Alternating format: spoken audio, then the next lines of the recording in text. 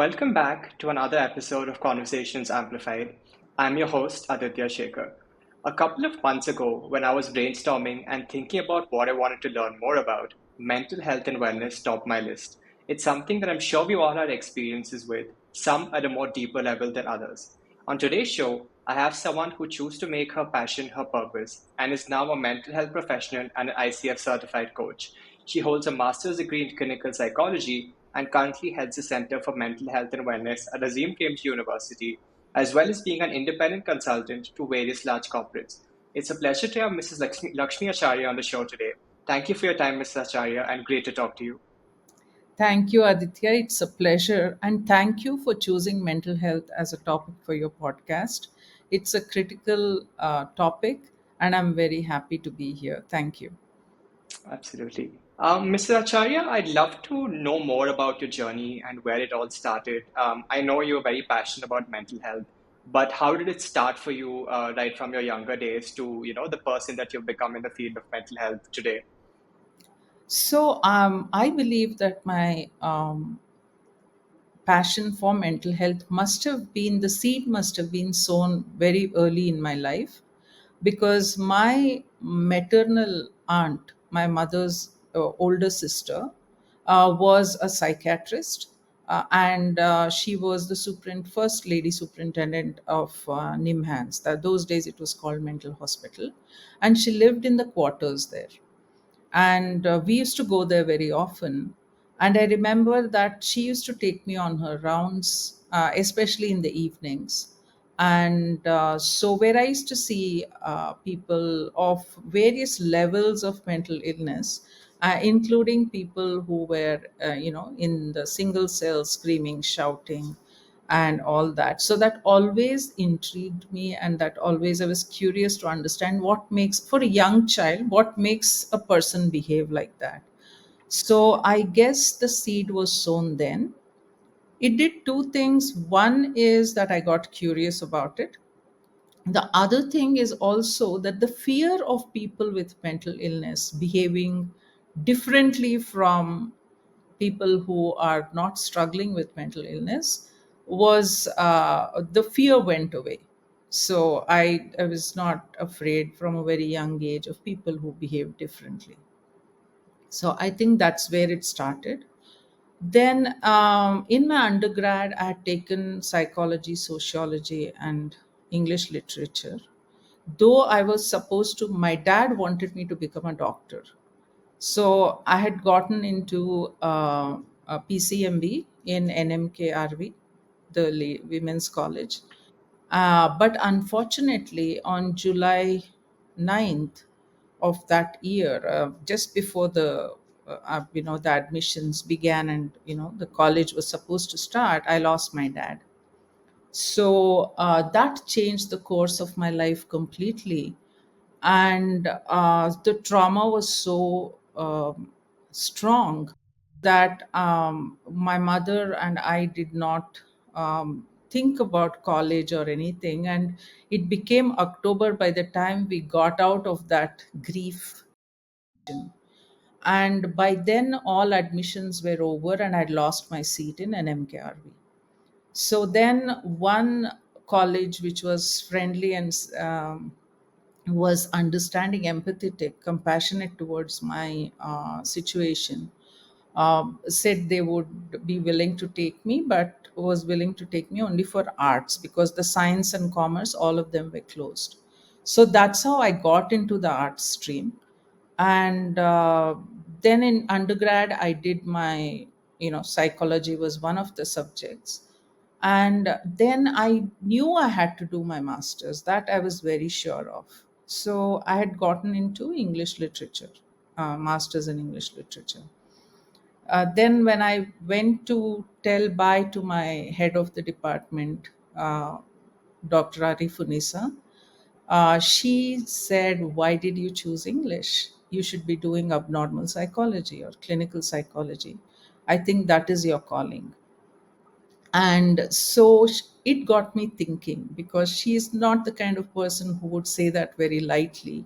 So she saw something in me that I probably had not seen. So I took her advice and I tried to change it, but all the seats were gone. But anyway, we drew from English. So then I was put on the wait list. I was top on the wait list because I had very good, marks. So then, as luck would have it, one of the students dropped out. She got into masters in, mass communication, and I got into masters in clinical psychology. And so that's how my journey in this began. Yeah. Right. So Yeah, I think, like they say, it's funny, right? Something will eventually guide you on the path that you have to take in the future. yeah. Mr. Acharya, if I may ask you, what is mental health? There are probably many contradicting definitions out there, and all of us know that at some level it's about handling your emotions, your feelings, and keeping them in check. But what is mental health? Because I'm sure there's a lot more to mental health than just your emotions and feelings. Absolutely. So, mental health includes emotional, psychological, and social well being, which affects the way you think, you feel, and you behave, and your actions, right? And it determines how you handle stress and relate to others, and also making healthy choices. So, according to the World Health Organization, WHO, a state of well being in which every individual realizes his or her potential, can cope with normal stressors, day to day stressors of life, and can work productively and fruitfully, is able to is able to make contribution to his or her community. So it is a lot more than just emotional, well-being. It is also social well-being. It's also being able to cope with stressors, because stress is not something that you can wish away in life. There will be stress. Life is stressful. Life is difficult. So to be able to cope with this normal level of stress and hardships in life that comes your way, so it includes all, and also your connections with people, the way you connect to people, your relationships also matter. So all this is mental health. Right. And how would you differentiate stress from mental health? Because oftentimes may get stressed about something, and people in general may get stressed about something.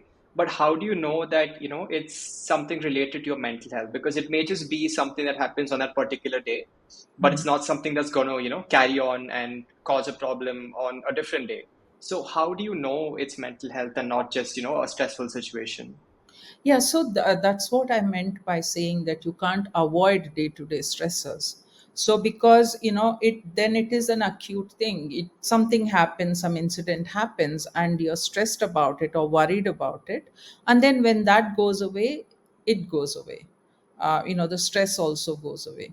And also, you have to remember, when we are talking about stress, the threshold for stress is very different for different people. So, if you just want to know what is stress itself, see, the everyday pressures are there. So, the pressure is an external factor, but stress is the way you respond to that. It is also the way it is a body's protective mechanism. When it gets beyond, when you feel threatened and it gets beyond your capacity to endure or to manage that, that is when it becomes stressful. And but most of the stress that we are talking about these days in the present day is psychological stress, because there is no physical danger as much except for the COVID situation. But otherwise, there is no physical danger like our ancestors used to have. Our stress is mainly psychological. So it is for a prolonged period of time. So it is just some incident that happens, that incident passes, and so does the stress. Whereas psychological stress just is for a prolonged period of time, which also has a physical manifestation. So it could affect any of your organs which is vulnerable. So, yeah. But how do we stay away from the prolonged period of stress, like you mentioned? If I were to give an example of, let's say, someone who does a 9 to 5 corporate job, they may say, I wake up early in the morning, I have to, gobble down my breakfast, go to office, and by the time I'm back, it's 7. I Hmm. don't have time to focus on, my own life and notice the little things, be self-aware, and I just can't, it just doesn't go away from my life, right? Because it's almost like a daily thing, Monday to Friday. So how do you avoid that? How do you become, more self-aware in such situations? So this is, like you said, lacking self awareness, because reflection is a very useful and a very important thing in life. Just trying to figure out what is it that you want out of life, what does happiness mean to you, and what makes you happy, what keeps you motivated to do that. And many of the time we just go about life on an automated mode. So not being aware of what you like, what you don't, is itself causing that resistance. See, because everybody, if you look at it, right from a farmer to a person who's a CEO in corporate, everybody has to get up in the morning, rush, have his breakfast, and rush and manage the traffic, fight through the traffic, go to work, and come back. So that happens. But if it is something that you do not want to do, which is really not your priority in life, it is something else. Maybe you want to be more creative, maybe you want to be something else, but you're stuck in a corporate job or you're stuck in doing something that you don't like. That is what causes stress. That is what you resist, are fighting against unconsciously. And so that causes stress. If it is something you enjoy, it shouldn't be causing you unhappiness and stress, right? Absolutely. So it's all to do with how long you experience that stress for, right? Because you can be stressed out on a particular day, but Yeah, if you're constantly experiencing it over a period of time and it's hampering your daily life, then you know it's time to make a change, right? It's not exactly. the best Exactly. thing for you. Yeah. If you've chosen a career that you do not like at all, if you've chosen an academic course that you just don't like, then every day is a stress. All of us, even if it's a passionate, something you're very passionate about, some days are stressful because maybe you didn't sleep well, maybe there is too many things to do and all that. But it shouldn't be a daily occurrence. If it is happening every day, then you're doing something that your mind is resisting against. Right. And you mentioned self-awareness, and I think it's very important for all of us to be self-aware on some level, right? But what can we do to become more self-aware? I know, the things like figuring out what you eat, what goes with your stomach, what doesn't go with your stomach, how well you sleep. But what are the other small things that we can do on a daily basis that don't take up too much of your time to just be more self-aware? See, something as simple as becoming aware of your emotions, right? It's known as emotional literacy. This was coined by a psychologist called Claude Steiner. So, emotional literacy is, just like it says, being literate about your emotions. How am I feeling today? If I were to ask, and if you're able to say, I'm feeling happy or I'm feeling sad, because all emotions are saying something about you and about you as a person, your values, and so just being aware of it. And the next thing is you be literate and be honest about it. Do we give permission to feel all the emotions? Anger is bad, crying is bad, feeling anxious, don't cry immediately. When you see somebody crying, people get very worked up and they say, oh my god, you're crying, don't cry, don't cry, everything will be all right.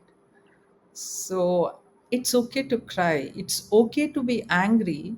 So the other thing is what you do with that emotion. See, the intensity with which you feel the emotion or what emotion you feel is not in your control. But the way you express is definitely in your control. So much talk about emotional intelligence is about that part of the emotions, which is the emotional control. Are you expressing the emotion in a responsible way? Are you expressing your emotions in a way to just express what you're feeling and not to hurt somebody, or to, what is the agenda? So being aware of that and being responsible about it, that is socially acceptable, that is what one of the self-awareness, important aspects of self-awareness. And then of course physically, how are you feeling? Is something making you feel drained in energy? Is there something that you're not liking when you're doing, and so that's what is draining you? Or yeah, so just being aware of that. How is it? Something you ate, maybe that you're allergic to that, or that's not suiting your body?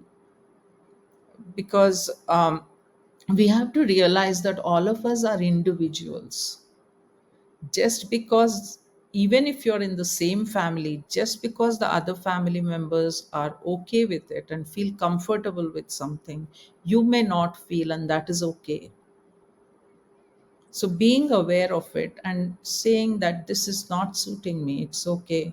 One is for you to be able to communicate that, giving yourself permission to communicate, and also your environment in which you're living, your family or your home, should give you permission to say that it's okay for you to express and communicate what is troubling you, whether it's emotional, whether it's physical. So we go by, because if we love our family and want to be with the family, we just believe that it's okay, we just kind of suppress whatever we are feeling, whatever we are experiencing. That's not a healthy environment to be in. Right. And do you think, like you mentioned, just giving someone permission to feel and, just to express their emotions, particularly here in India, do you think there's a bit of a stigma associated with mental health in terms of, let's say, I want to cry, but then, like you said, the first thing that someone may tell me is, don't cry. You're not supposed to cry. But Yeah. it won't be all right. You're allowed to cry. Yeah. So do you think there's still a bit of a stigma associated Absolutely. with that? Absolutely. See, for a male to cry is like you're crying like a woman. So the person is shamed, the man, or or the boy is shamed for crying, is, you're behaving like a woman, you're so fussy, all that. And if a woman gets angry, she's so aggressive like a man. Anger is saying that something, something of value is being violated, and so the woman or man or any human being is allowed to express that. But since the person is shamed, and that's what I meant by giving permission, that is where the permission comes. And so then only you can be honest about what you're feeling. Otherwise, if there's no permission, you are substituting your emotion. Like typically, when a man feels helpless or is sad, the man gets angry, and aggression is accepted in women, in men. They're given permission. Whereas a woman, if you see, typically when the woman feels helpless or is very sad, very angry, she just starts crying, because that is allowed. But if she pushes back or talks in an assertive way, she's considered as aggressive, and she's not given permission to be that. Right. And when you suppress someone's feelings, when you say, you know what, you can't be aggressive, you can't shout, does Hmm. it just make things worse? Does it, make the whole situation, a lot worse than it originally was? So if when you suppress something, it doesn't go away anywhere, it is just pushed down. Yeah. So, and it can have a pressure cooker effect. So someday, for something very trivial, in a very incongruous way, you might act out what you're feeling, and it may seem very incongruous, but that has been suppressed for a very long time, and now it's blown up into a full blown explosion. Whether it is crying uncontrollably, or just acting out your anger, throwing things or screaming, shouting, those things might happen. So it is important for us to be aware and express appropriately, because anger need not mean screaming and shouting. In the same tone that I'm talking, I can say, hey, what you did made me very angry. Can you not do that? Right? Or if I'm feeling very sad, saying, I'm very disturbed and I'm feeling sad. I would, and just cry. For a man to cry, it's okay. Right. But you speak about socially acceptable manner and how we channelize our emotions. So if someone's frustrated, if something upsets them, oftentimes they go and, let it out against somebody else.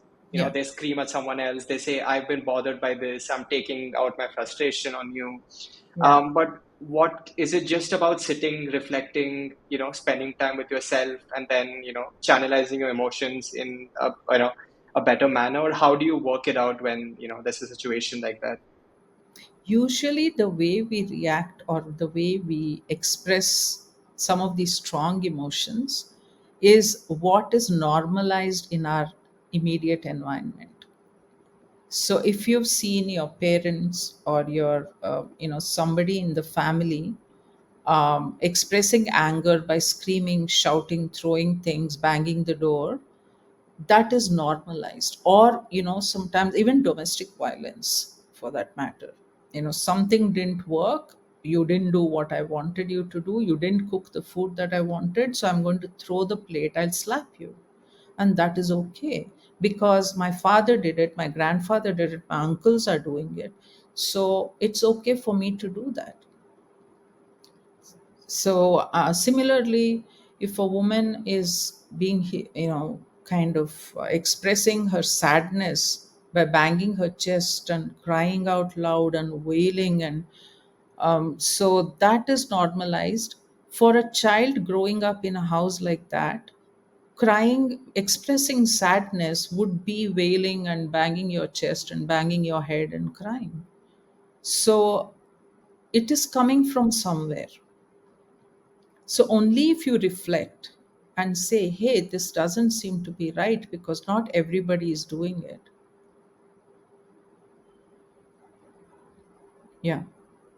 Got it. I think another thing that I really wanted to understand is how important is an upbringing, is the way you bring up kids, or like you mentioned, the environment at home, to the way they grow up, the way they channelize their emotions, to the way they act out, to the way they behave.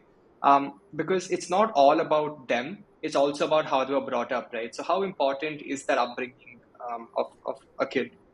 Yeah. So, of an upbringing of the kid, it's not just to blame the parents. For them, also, somewhere it's normalized because their upbringing also. So, it becomes a generational issue. But also, the first 1,000 days of a child's life is the most important, and it has the maximum impact. What happens in those 1,000 days?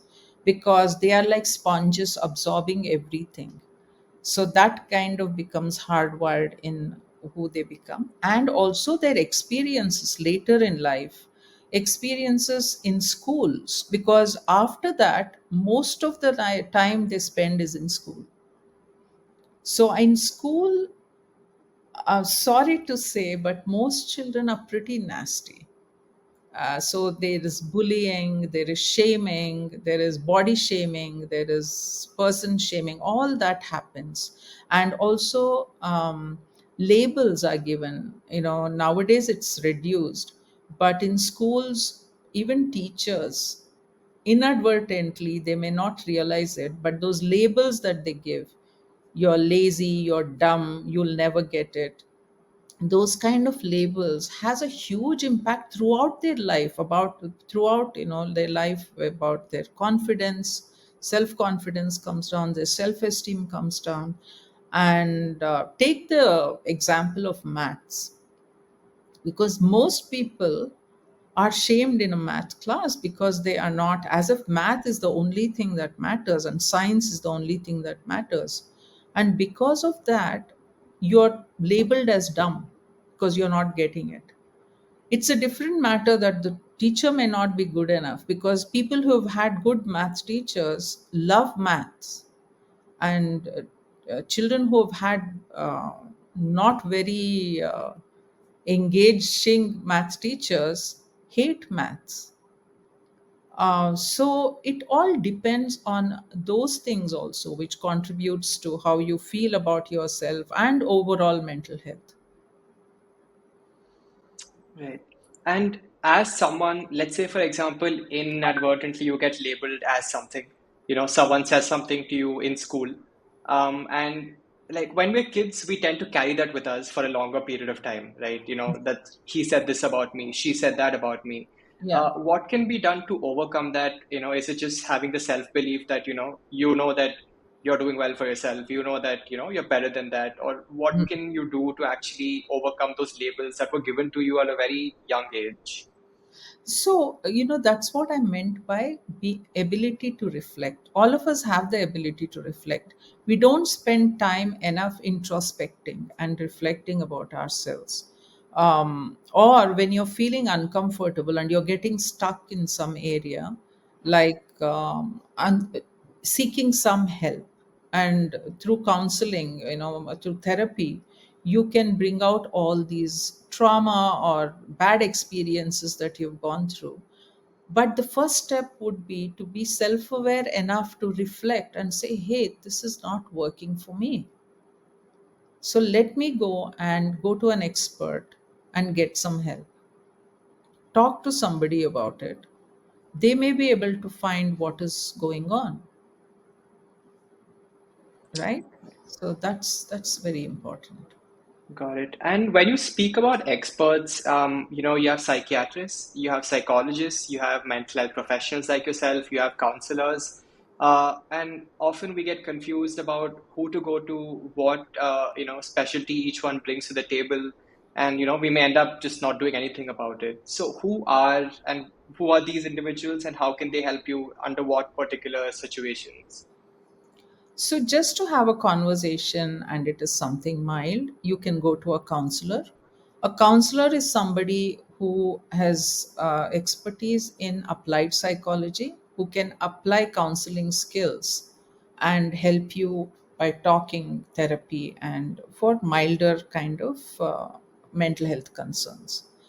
A therapist is at least a master's in clinical psychology, specialized in some kind of therapy or different therapies, diverse therapies, and can help you with more um, difficult kind of mental health concerns, and usually with the clinical background, clinical psychology background. And a psychologist is somebody who has a doctorate in clinical psychology and is licensed. And this person can actually evaluate and diagnose. Even though the therapist, also with the clinical psychology background, masters in clinical psychology, can diagnose, we do not have the license as yet in India. Licensing is not very organized. So, without a license, we cannot diagnose and evaluate, give an evaluation, cannot be done. A psychiatrist is somebody who's a medical professional who can prescribe medication. So they've done their MBBS and MD or more than that in psychiatry. So that is the difference. Got it. But I think what's also very important to understand is if you want help, you have to seek help. Yes. Because a lot of us hesitate to seek help, whether it's a counselor, psychiatrist, psychologist, we just don't go. Yeah. We tell ourselves that I'll be okay, I'll be fine. Yeah. But I mean, how important is it to actually just speak to someone, just get help and, not, there's nothing wrong with it, right? There's no harm in talking to someone about it. So, in India ranks 61st in global mental health report, and 60 to 70 million people suffer from mild to severe mental health concerns, mental disorders. And the suicide capital, India, Bangalore is the suicide capital. Actually, India is the world suicide capital with 2.6 lakh cases a year. This is as of October 2023.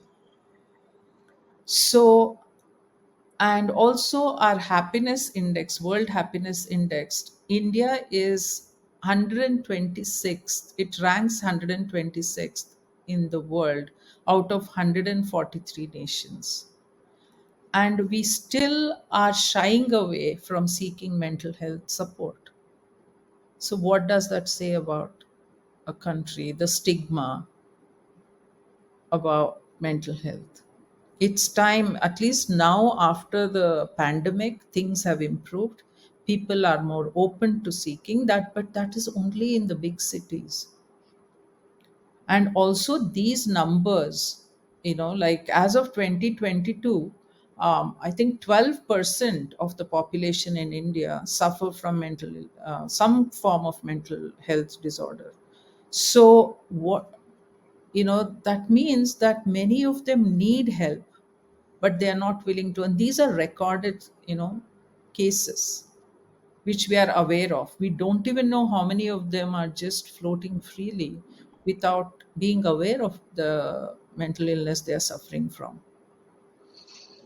Right. And just to add to the point that you just made, I think I was reading a 2023 study about the mental health in India, Yeah. and they're just 0.75 psychiatrists per Yes. 100,000 individuals in the country. And I'm sure a lot of them are concentrated in urban areas.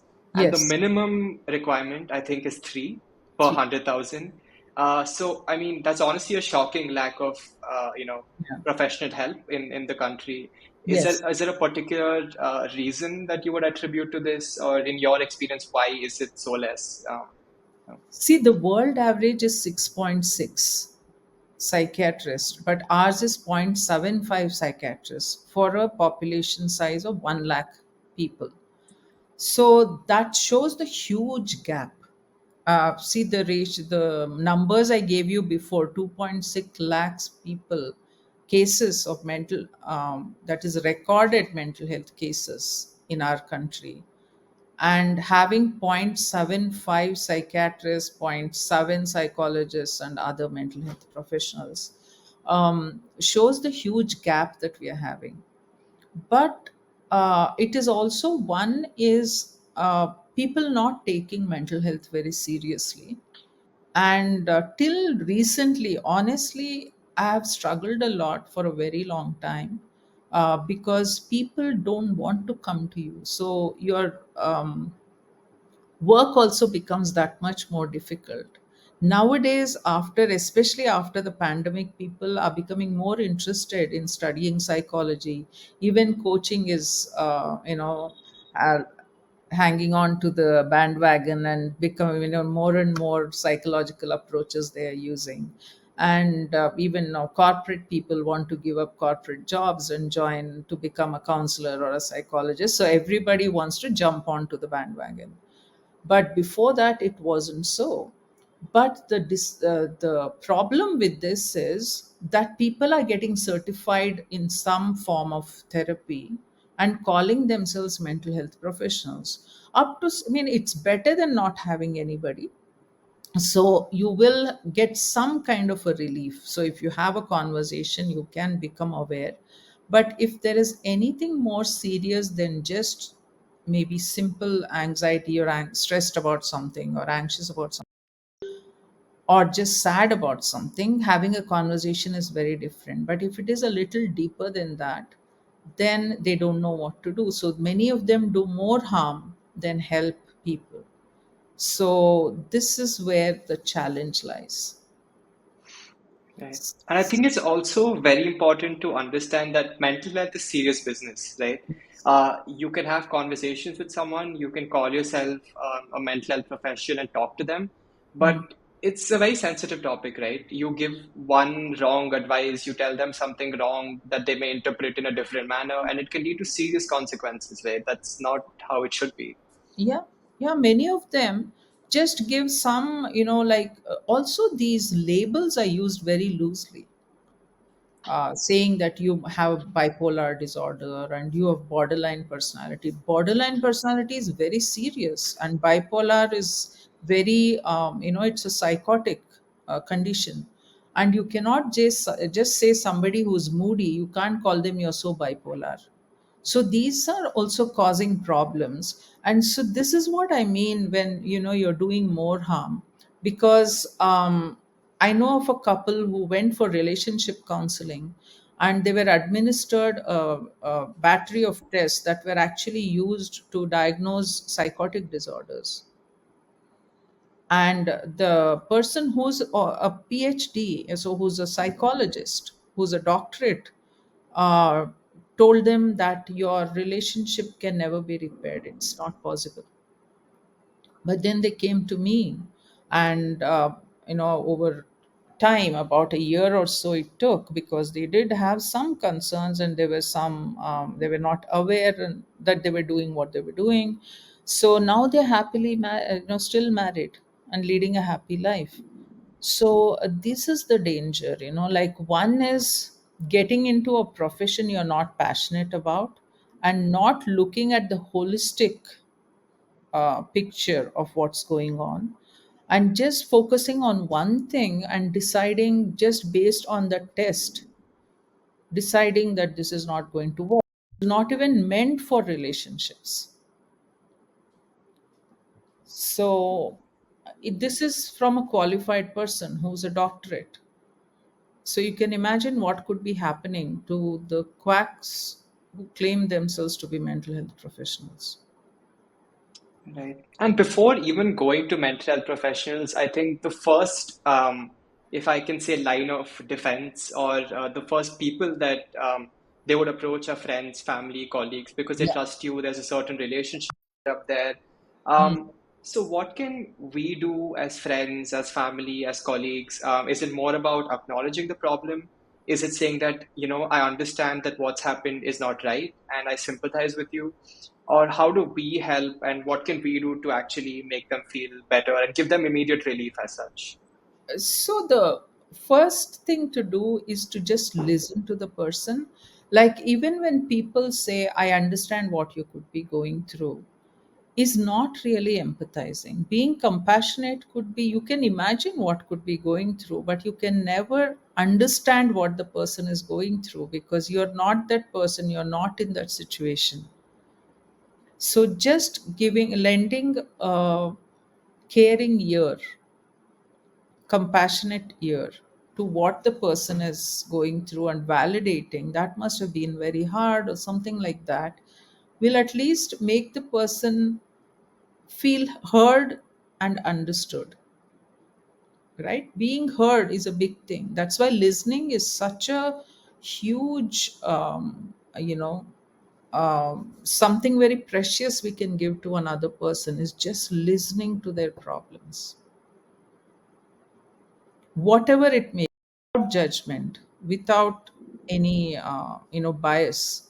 Just listen to them, their experiences, lived experiences, validate. It must have been hard, it must have been stressful. That's enough. That itself is a huge kind of help for a person who's going through distress. Right. And coming to India again, first of all, like I said, there's a lack of mental health professionals, Hmm. and a lot of our population is concentrated in rural areas, right? Hmm. Hmm. Where there's probably even more stigma associated with mental health than the bigger cities. Hmm.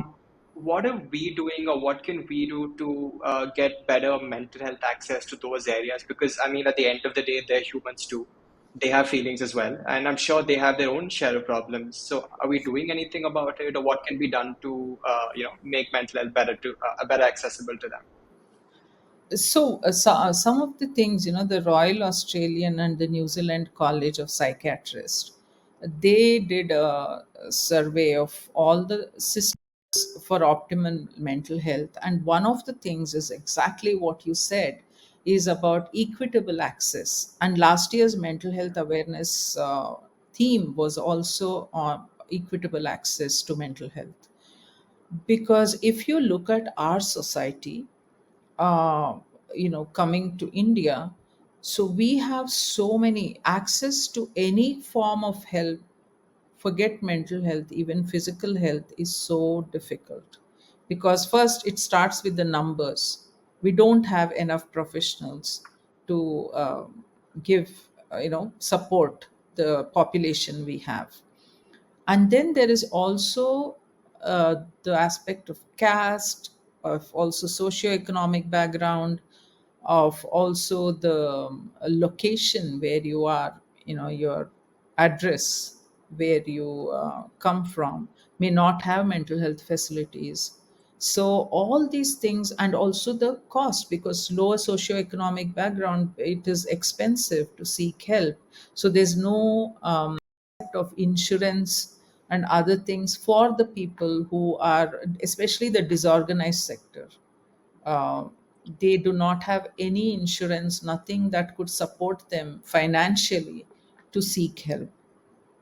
One is not having professionals where they can seek help, not having the financial um, comfort or financial lead. They're not able to afford it, affordability. And also the stigma also comes, because we, India is very very strongly, we believe in what people will think, what people will say. And so we are very social, acceptance is very important for us. So, unless we normalize seeking mental health support, which is happening in the large cities to some extent, even in large cities, there is stigma, but in the rural population and in remote corners of India where there is no access, there is also no, um, kind of permission for them to seek, because they are so afraid. Like, it's a shame. It's almost like it's a shameful thing. Right. And something that also stood out to me when I was reading more about mental health was that mental health can be inherited. It can be inherited from your ancestors, from, the people that lived before you. Is that true? And if so, how is mental health inherited, and what is that about? Yeah, it is one of the contributors. So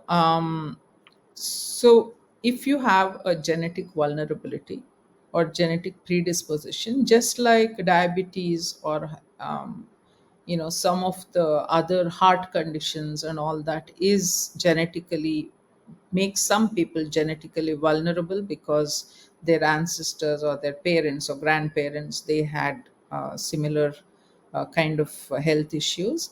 Mental health is also similar, especially for mental illnesses like clinical depression or bipolar and schizophrenia, the psychotic disorders. So there is the chances of genetic vulnerability.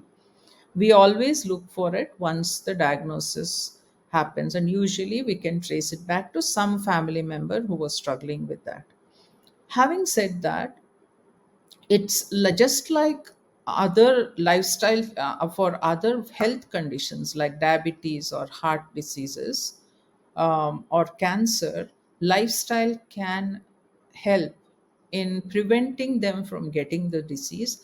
For mental health or mental illness as well, we can be done, and there are many studies to prove. Something as difficult as to even treat, like a psychopathy, which is like criminal in behavior and lack of empathy, or this one. So even that, there is a study where two brothers were one was a known psychopath who was behind bars, and the other brother was a psychiatrist, and he didn't even know that he is this one's brother. So that was through the kind of thing.